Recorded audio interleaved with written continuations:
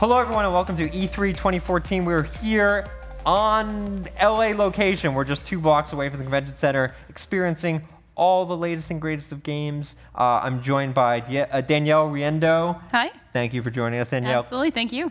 And Al, who has created a very awesome Alien game that I'm very excited about. Thank you for joining us. Thank you. It's great to be here. Alien Isolation. This seems like, correct me if I'm wrong, this seems like the truest version of an Alien game I've seen in probably 10 years. Yeah. Like a very true to the spirit of what the movies were about. Is that sort of where you guys came from? I think that was our starting point. I think games within the franchise had kind of looked towards the James Cameron, Aliens, Vietnam in space. There's Marines, pulse rifles, and lots of aliens, with the emphasis on kind of killing. And it's a totally cool experience. Sure. But I think we felt that there was an alternative experience, which was to go back to the roots of the series. And I think it was just the starting point of what would it be like to encounter Ridley Scott's original Alien, something that was massive and terrifying and intelligent. That was actually, just one of them hunting you down would be a really meaningful and significant experience. It seems like the biggest challenge of that is essentially like, the reason these games rely on, I guess, aliens as more of an inspiration is because you have a lot of targets and you shoot a lot of aliens and they all die and you've got a body count of thousands, and that sort of fits the normal game mold. So to focus on way fewer potential threats seems like a pretty big design challenge. Yeah, and I think we had this idea and the goal of sort of taking you back to Ridley Scott's Haunted House in Space. But then I think, you're right. Immediately you're starting to think, okay, how are we actually going to do this? And we realized that our alien couldn't run under any prescribed paths or scripts or patterns that you could learn, because as soon as you learn the pattern, then the terror would start to diminish. And so our alien is running under its own senses. It's looking for you. It's listening for you. And that means that every time that you encounter an alien, the experience is different. Everyone, even though you're playing very much a single-player game, everyone has a different story as to how they survive. Yeah, it's scary. You played it, right? Yes, I did. I jumped, I screamed. I think I scared the person next to me who was playing the game next to me, and I have not tried. I know it's actually available on Oculus Rift at the show floor, and I did not. I played it in the traditional, on a console, so I can't even imagine of the horror of doing this in a VR space. Yeah, it's quite. You're right. We have it's kind of a prototype experience on Oculus Rift at E3, and that's just us exploring. From Creative Assembly's point of view, I think we're always really interested in new technology, and we're big PC fans. And so I think it was us exploring, sort of experimenting and kind of embarking on that journey as to what it could be like. And I think going back to sort of being scared, I think the kind of cool thing for us is we've been working on this game for over 3.5 years, and we play it every day, all day, every day, and yet our hearts, start thumping, and we, leap out of our chairs and yelp when the alien kills us, because it's unpredictable. You don't know what's going to occur. Every time you play it, it's almost like playing for the first time. So it's quite an interesting development challenge and a development environment that you don't know what's going to happen next.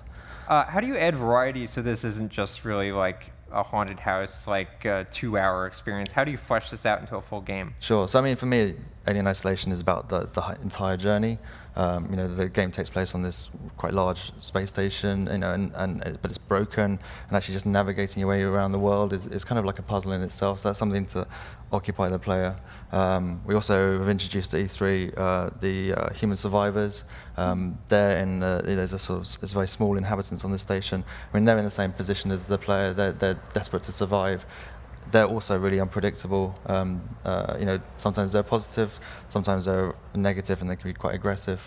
And we also introduced the Seegson synthetics, which are these kind of very Seegson, the corporation that runs the station, they're not nowhere near as advanced in the tech race as Weyland Yutani, so they can't create the kind of Ash-type character from the first film. They have these kind of quite rudimentary biomechanical characters, and again, they're very unpredictable. As to whether or not they're going to be a benefit to the player or an obstacle. And so there's quite a few different elements that the player encounters through the through the game, and and so there are quite a few contrasts and shifts in emphasis, and when those things combine, because everything's running under its own AI, you have these really emergent moments where kind of explosively things come together and situations escalate rapidly and kind of get out of hand. I think they just escalated when you got a flamethrower. That's always a good start. Yeah, so there are a small selection of weapons in the game, but this game is really about player choice. You do have a revolver, but firing the revolver is going to make a lot of noise, and that's going to attract a lot of attention. So, we put that in the player's hands and effectively say, okay, how do you want to try and survive? How do you want this to go down? And so that's really interesting. And again, everyone has a different approach to a story. So, like here, for example, we're coming across a survivor, and it looks like we're being quite cautious because we don't know how they're going to react. It looks like, so one of the aspects of the game is kind of crafting. So as you go through the world, you can collect parts and components, and if you get the right combination, you can put things together, sort of devices that might be able to change the odds. So here we have this crazy device called a noisemaker. It's got 2 speakers and there's a bunch of circuitry. If you throw that into the world, it starts making a loud noise, and that might have attracted him away. It looks like that guy was armed, so I think we were wise to let him pass. And also here we've got a very basic, very blunt Molotov cocktail. Sure, that'll do the trick. Yeah, but then again, that's going to make a lot of noise and potentially bring, it's kind of high risk. You might have to use it, but there's a kind of consequences to every action the player has. So I really wanted to make the player really think about everything they're doing. On the subject of noise, since we're talking about that, one thing I noticed when I was playing was that my hands were sweating the entire time. I almost dropped the controller because we of that. get a lot of sweaty controllers. Yeah, I'm sure you have to wipe them down in between players almost. And I think so much of that, the effectiveness of that is due to the audio. Absolutely. Just how much my heart was pounding while I was listening to the actual, the sound of the locator and everything like that. So I'd love to hear more about, I mean, yeah. So for me, I think audio is kind of almost half the experience. And certainly of any kind of horror experience that. Audio can do things that almost nothing else can. It kind of gets inside your head and it can really direct how you're thinking about the world. And so it's a really important component of Alien Isolation. And we have this amazing, but when we decided to take the path that the alien was going to be this dynamic and reactive character, we realized that actually, everything kind of needs to support that. And everything else will need to be dynamic and reactive. And that's the case for the audio, which kind of has to kind of almost remix itself in real time depending on events, and it can really tailor the experiences to what's happening on screen. So yeah, it's absolutely critical. And of course, Alien, 35 years old this year, and has a really distinctive sound. Sure. Yeah. It's a very mechanical, tactile sound, and that's something absolutely we wanted to try and capture. The other thing I noticed in terms of increasing tension, we're going to maybe... Oh, no, not. I was going to say, when you're pulling up the tracker, there's the depth of field thing that you guys are using where if you're looking at the tracker, everything else will blur out, which is an effect I can't think I've ever seen. Maybe in an iron sight situation, but never in this sort of scenario where you're really deciding, am I going to look at this radar or am I going to look at things around me? Right. How early on in the development was that in? Well, I think that came about because of that sort of idea that everything has to have some kind of cost associated or risk associated with it. We didn't want the motion tracker to be this kind of magic mini-map that always gave you all the perfect amount of information. Sure. And so we really wanted the motion tracker to be this really tangible thing that you actually actively had to use and focus on. And I guess the natural extension of that was... It is almost scarier than the alien. That was kind of unexpected. So yeah, these guys are super strong and super tough, and I think we'll see here that. Here we get a chance to try the weaponry out, but it's not being very effective. I think we can try and use the flamethrower. Sure. And he's still not going down. He's quite resistant to fire over here. He seems pissed.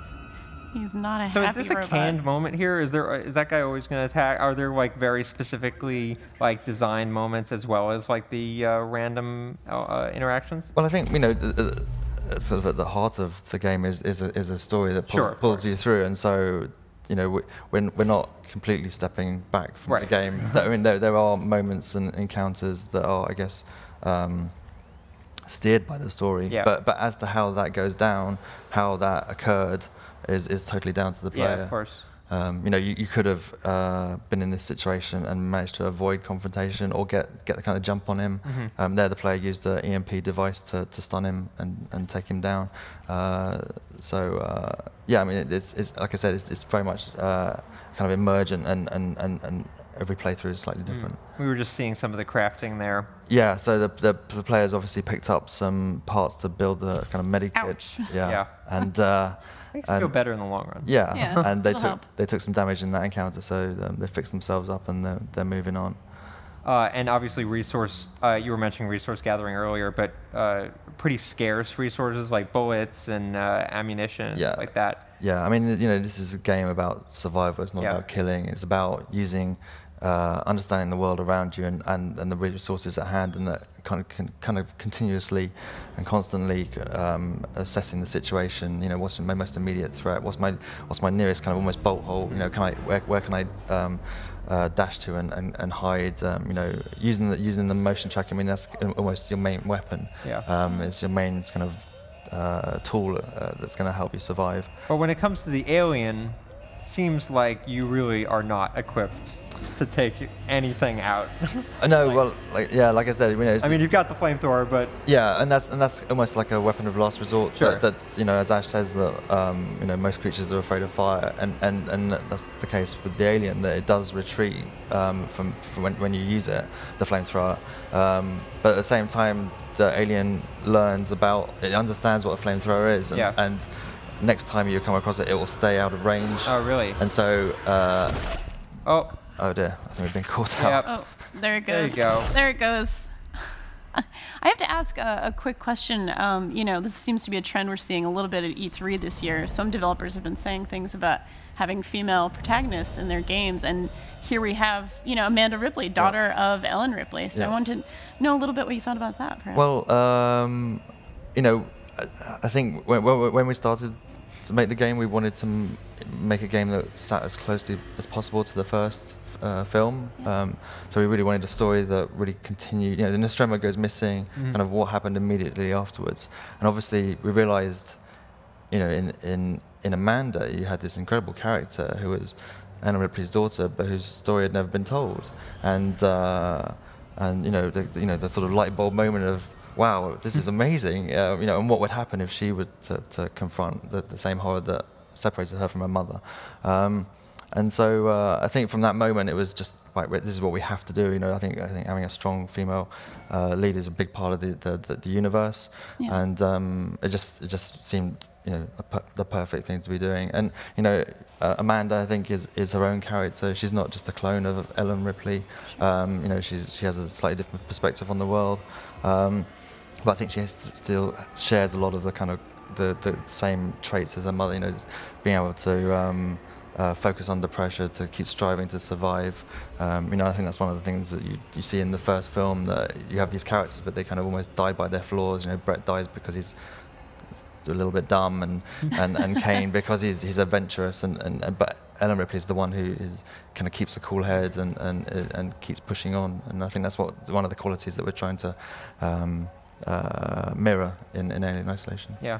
We're in such a well-lit room right now, and we're watching it in this picture-in-picture format, and I'm still getting scared. Yeah. I'm still freaked out. Yeah. Which I think is a sign that you probably succeeded in what you guys are trying to do.